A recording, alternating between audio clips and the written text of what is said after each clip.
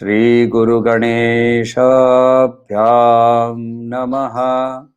हरिः ओम। गीता स्वाध्याय 181वें सेशन में आपका स्वागत है। हम अभी अध्ययन कर रहे हैं 10वां अध्याय विभूति योग, और उसमें हम लोगों ने 21वां श्लोक तक कर लिया था। 21वां श्लोक और एक बार दोहरा लेते हैं। आदित्यानामहं विष्णुः ज्योतिषां रविरंशुमान् मरीचिर्मरुतमस्मि नक्षत्राणामहं शशि। श्री कृष्ण ने ये वाला पोर्शन में उन्होंने शुरू किया था अहम आत्मा सर्वभूतेषु। उन्होंने अपने आप को सब चीजों का आत्मा करके उन्होंने बताया था। यानी 20वें श्लोक के हम कहते हैं अहम आत्मा गुडाकेश, तो सर्वभूताशय स्थितः।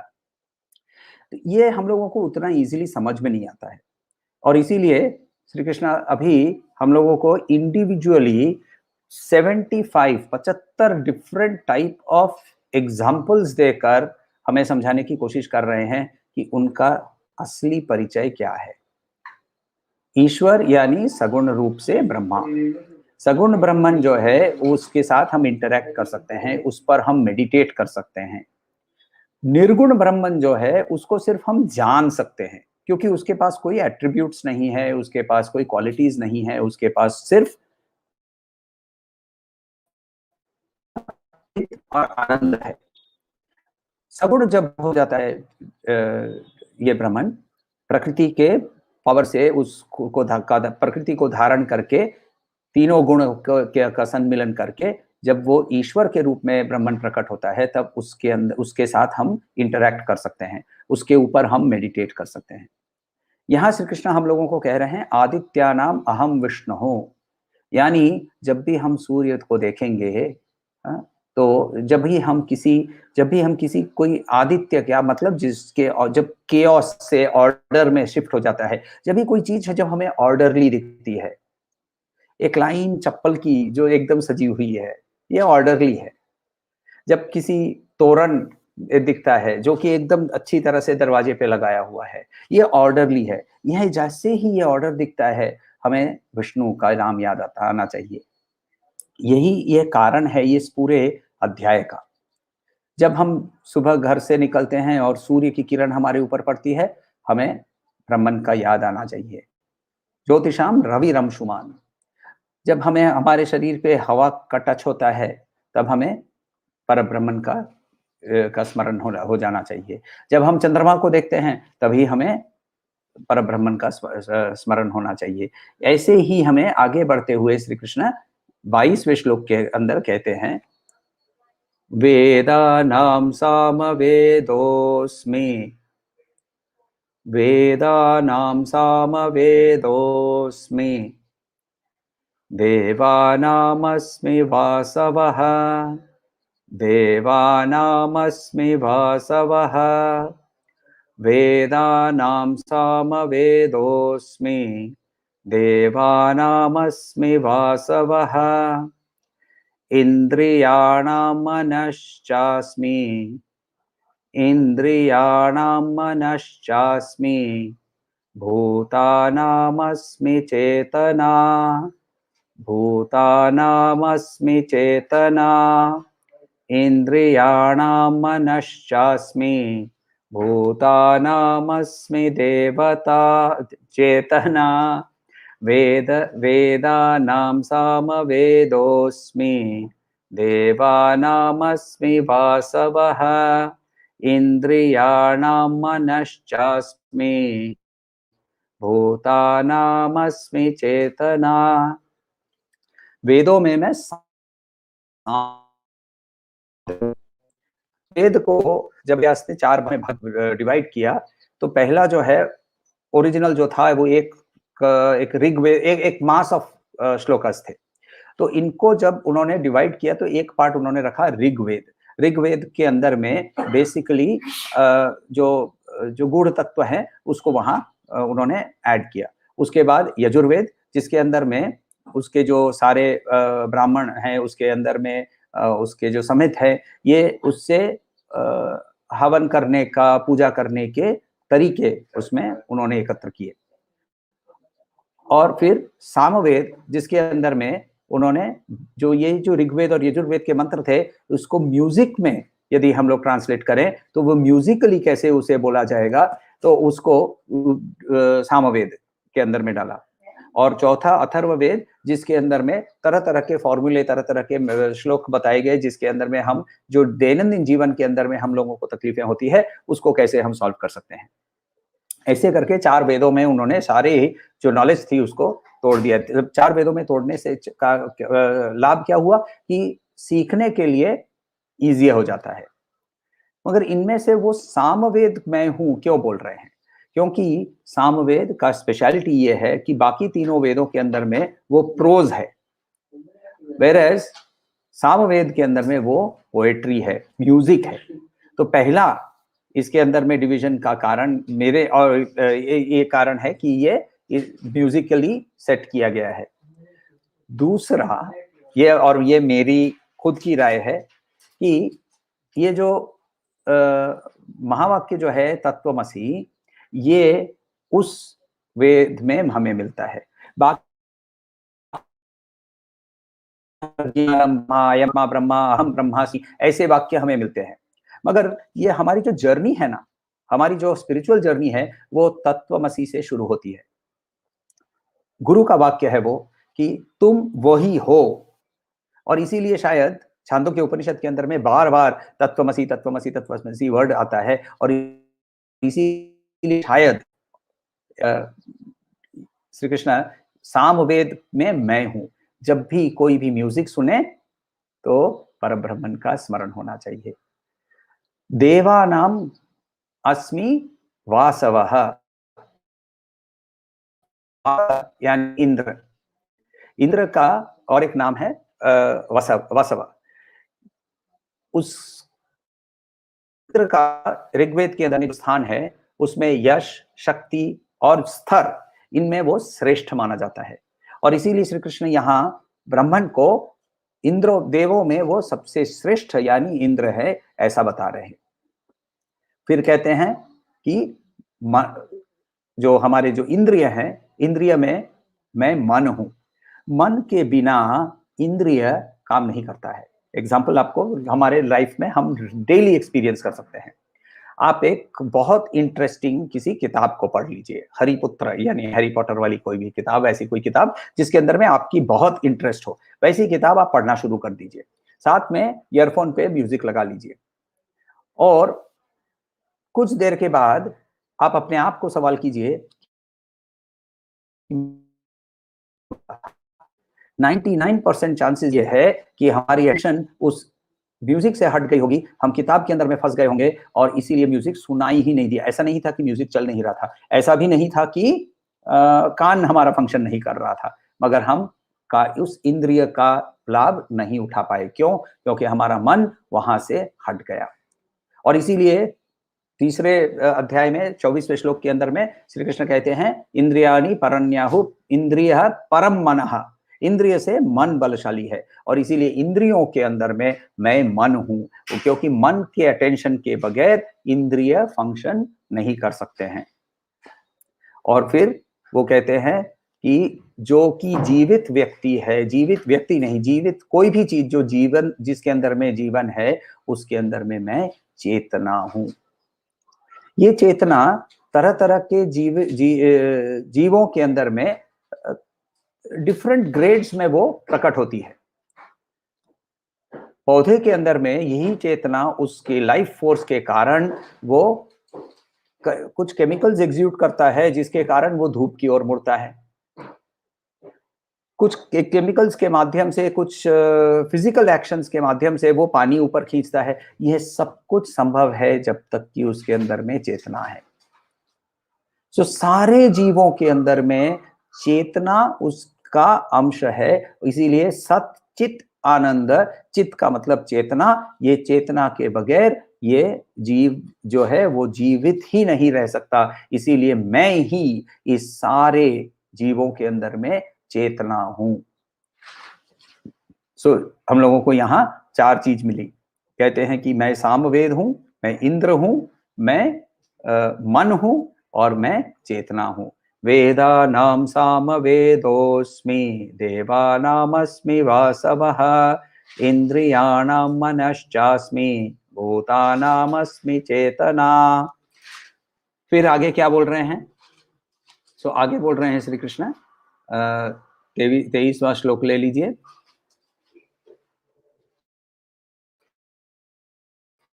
रुद्राणां शंकरश्चास्मि, रुद्राणां शंकरश्चास्मि, वित्तेषो यक्षरक्षसां, वित्तेषो यक्षरक्षसां, रुद्राणां शंकरश्चास्मि, वित्तेषो यक्षरक्षसां, वसूनां पावकश्चास्मि, वसूनां पावकश्चास्मि, मेरुशिखरिणामहं,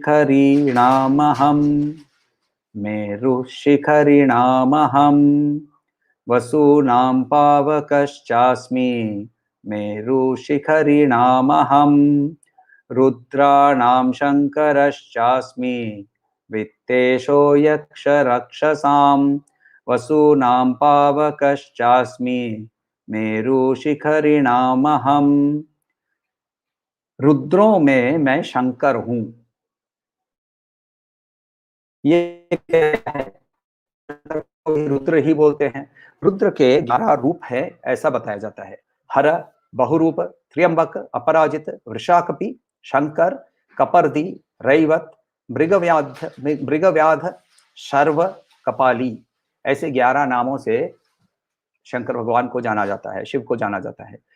ये जो 11 हैं, इनमें से 10 जो हैं ये शंकर के ही मैनिफेस्टेशंस हैं, और इसीलिए शंकर है, इन 11 में से शंकर ही मुख्य है, शंकर ही सबसे प्रधान माना जाता है।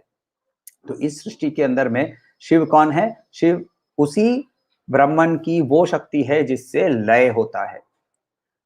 तो उस शक्ति के अंदर में उस लय की शक्ति को इस संसार में प्रकट करने के लिए वही शक्ति 11 रूपों में विभाजित होती है। उस विभाजित शक्तियों का नाम हर, बहुरूप, त्र्यंबक, अपराजित, वृषाकपि, शंकर, कपर्दी, रैवत, मृगव्याध, शर्व, कपाली, ये इनके अंदर में जो शंकर जो नाम बताया, ये देखिए एग्जैक्टली बीच वाला नाम बताया जाता है। हर, बहुरूप, त्र्यंबक, अपराजित, वृषाकपि, 5 नाम शंकर, और फिर कपर्दी, रैवत, मृगव्याध, शर्व और कपाली, तो ये और 5 नाम। शंकर है बीच वाला नाम जिसको हम प्रधान रुद्र मानते हैं।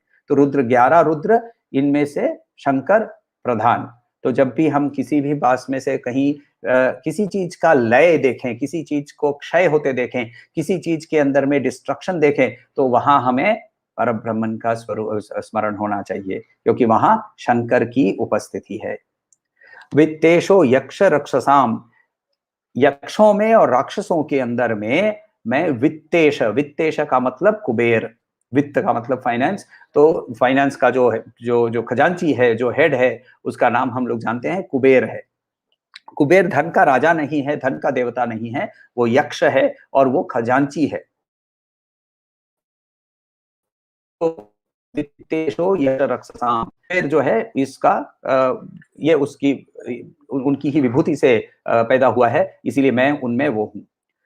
वसु जो है वो 8 वसु हैं, पृथ्वी, पानी, अग्नि, वायु, जो स्पेस यानी व्योम, सूर्य, चंद्रमा और तारा, ये जो 8 वसु हैं, ये 8 वसुओं के अंदर में अग्नि को प्रधान माना जाता है। अग्नि का वसु के रूप में जब नाम बताया जाता है तब उसे अनल, अनल, अनल का मतलब होता है, नल का मतलब होता है जो दैट विच इज सेटिस्फाइड, और अनल का मतलब होता है that which is never satisfied. अग्नि के अंदर में आप जितना डालेंगे उतना वो भड़केगा, उतना वो खाएगा, उतना वो ग्रहण करेगा, और इसीलिए उसका नाम अनल है। तो ये जो 8 चीज हैं, ये इस यूनिवर्स के स्ट्रक्चर को मेंटेन करते हैं।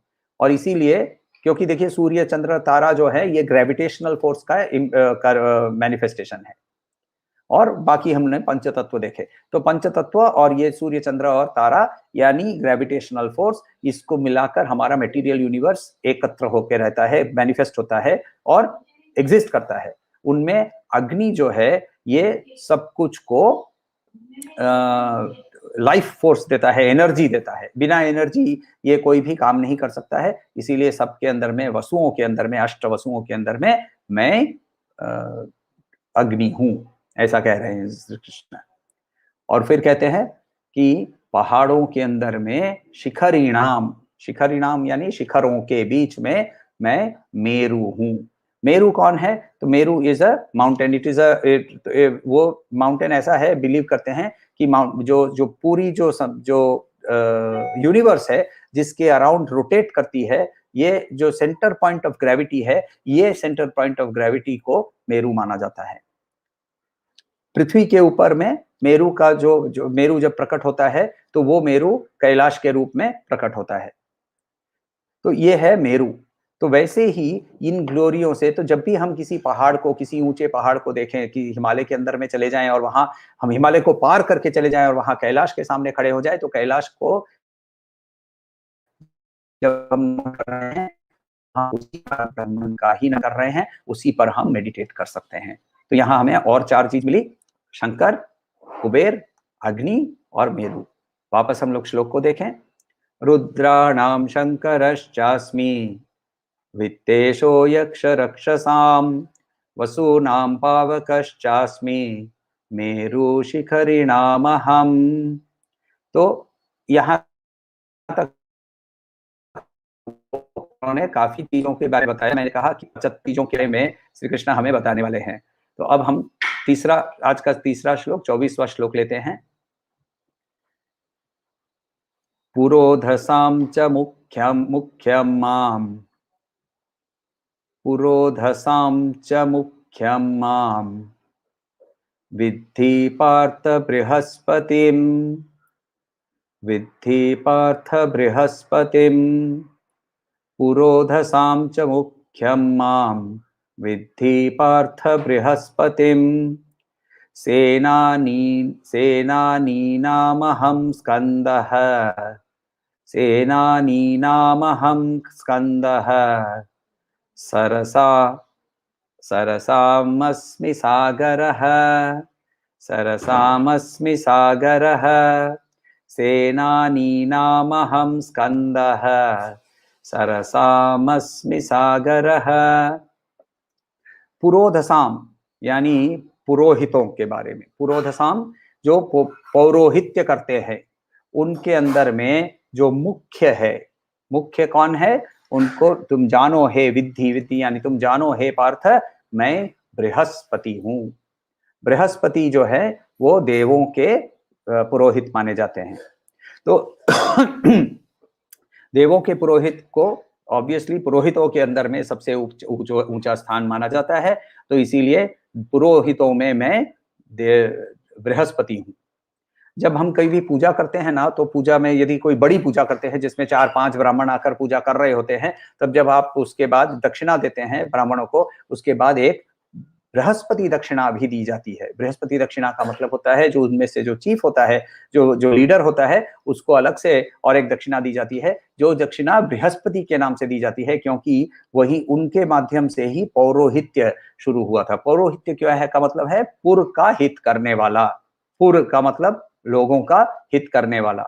तो वो जो पूजा कर रहा है वो आपके लिए करता है, इसीलिए उसका नाम पुरोहित हो जाता है। तो पुरोधसाम च मुख्यम माम, विद्धि पार्थ बृहस्पतिम। फिर रहा सेनानियों के बीच में, सेनानी यानी जनरल्स के बीच में, मैं वॉरियर्स के बीच में मैं स्कंद हूं। स्कंद का मतलब कार्तिकेय हूं। सेनानियों के बीच में मैं कार्तिकेय हूं। कार्तिकेय कौन है? शिव के पुत्र है। बिना किसी पार्वती के या किसी स्त्री के संस्पर्श होने के बिना ही स्कंद का जन्म हुआ था। तो स्कंद का जो जन्म था वो शिव के तीसरे नेत्र से जो ऊर्जा निकली थी उसी के माध्यम से, और उन पैदा होने का कारण एकमात्र था कि वो देवसेना के साथ, वो देवसेना को लेकर असुरों का वध करे। तो he was born a warrior, and उन्होंने तपस्या की वॉरियर की, जो युद्ध की कलाओं के बारे में सीखने के लिए। तो इसीलिए सेनानी नाम अहम स्कंद। और ये बहुत इंटरेस्टिंग है कि हमारे ऋषियों का, या हम उस समय की जो नॉलेज थी, ये देखिए, सरस, सरस का मतलब होता है कि लेक्स, बड़े जो तालाब होते हैं, जो कि पानी का रिजर्वायर होता है। तो पानी का रिजर्वायर के अंदर में मैं कौन हूं? मैं सागर हूं। सागर नाम जो है, ये सागर का नाम होने का कारण भी सूर्यवंश है। सगर करके राजा थे। सगर राजा ने जब वो जब जन्मे थे तो उनके शरीर के ऊपर में गर था। गर का मतलब होता है पॉइजन। तो उनका नाम सागर पड़ा। सागर के पुत्रों के कारण कि अल्टीमेटली गंगा पृथ्वी पे आई भगीरथ की तपस्या के कारण, और वापस जो समुद्र था जो सूख गया था, अगस्त्य मुनि ने पी लिया था। बहुत सारी कहानियां एक साथ हो जा रही है इसके अंदर में। तो अगस्त्य मुनि ने समुद्र को पी लिया था, तो वो समुद्र को वापस भरने के लिए गंगा जब नीचे आई तो गंगा ने इसको भरा, इसीलिए समुद्र का नाम सागर, यानी सागर से पैदा हुई, इसीलिए पैदा हुआ, इसीलिए उसका नाम सागर भी माना जाता है। सबसे बड़े रिजर्वायर के अंदर में, रिजर्वायर ऑफ वाटर के अंदर में सबसे बड़ा कौन है? ऑब्वियसली ओशन है। तो इसीलिए सरसाम अस्मि सागरः। श्लोक को और एक बार देखते हैं। पुरोधसाम च मुख्यम माम विद्धि पार्थ बृहस्पतिम सेनानीमहं स्कंदः सरसाम अस्मि सागरः। तो यहाँ भी हम लोगों ने तीन चीज देखी, सॉरी, किसी भाई पौरोहित्य जब हम देखते हैं तभी हमें परब्रह्मन का स्मरण होना चाहिए। जब भी हम किसी युद्ध को देखते हैं, WWE का रेसलिंग भी देख लेते हैं, तो उसके अंदर में भी हमारे लिए स्कंद का याद आना चाहिए, और स्कंद के याद आते ही हमें परब्रह्मन का याद आना चाहिए। और जब भी किसी पानी का बॉडी देखते हैं, किसी छोटा सा तालाब भी देखते हैं, तो साथ साथ इमीडिएटली इन तालाबों के अंदर में सबसे बड़ा तालाब, सबसे बड़ा पानी का रिजर्वायर सागर है। और सागर कौन है? सागर भी परब्रह्मन की विभूति है। ऐसे हम लोगों को हर एक स्टेज पे छोटी छोटी चीजों को बताकर हमें श्री कृष्ण एक बहुत डीप मेडिटेशन के अंदर में कांस्टेंट रिमेम्बरेंस के लिए, अनन्य भक्ति, अनन्य भजन के लिए की ओर हमें ले जा रहे हैं। तो ये इसीलिए श्री कृष्ण को इन्होंने, अर्जुन ने पूछा भी था ना कि मैं आपको याद कैसे करूं, तो ये याद करने के तरीके हमें श्री कृष्ण बता रहे हैं। कोई सवाल हो तो पूछिएगा।